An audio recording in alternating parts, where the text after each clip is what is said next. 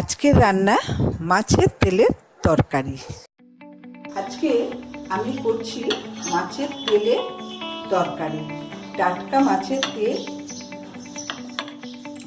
আলু, কাঁচা লঙ্কা কাটা, এই সাইজে আলু, কাঁচা লঙ্কা কাটা, আর লাগবে রসুন কুচি, পেঁয়াজ কুচি।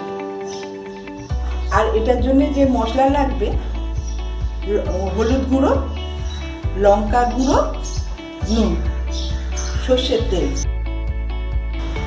এই তরকারিটা কষানো হবে না, এটাকে মেখে বসাতে হবে, অন্য তরকারির মতো কষানো হবে না। আলুর মধ্যে আমি রসুন কুচি দিচ্ছি, তারপরে পেঁয়াজ কুচি,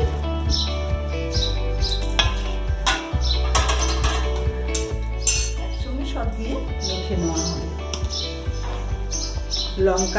লঙ্কা গুঁড়ো, একটু ঝাল ঝাল হবে, এটা এই তরকারিটা একটু ঝাল হয়। তারপরে হলুদ গুঁড়ো,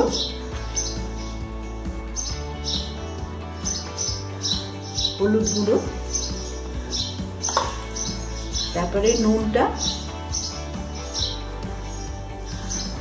নুনটা পরিমাণ মতো।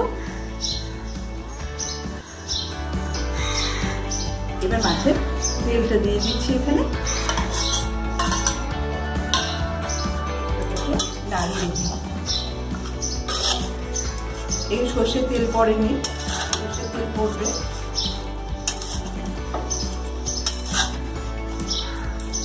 এবার একটু তেল দিচ্ছি, সর্ষের তেল, পুরোটাই সর্ষের তেলেই রান্না হবে।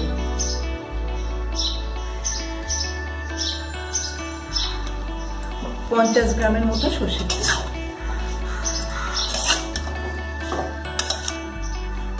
এবার জল দিয়ে দিচ্ছি, এখনো গ্যাস জ্বালাইনি আমি,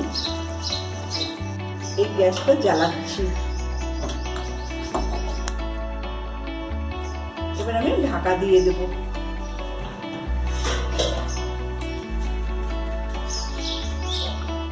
এটা হতে একটু সময় নেবে, আলুটা সিদ্ধ হবে। এটা কিছুক্ষণ ফুটুক, আলুটা সিদ্ধ হোক। মাছের তেলের তরকারি আমাদের রেডি হয়ে গেছে, এবার আমরা নামাবো।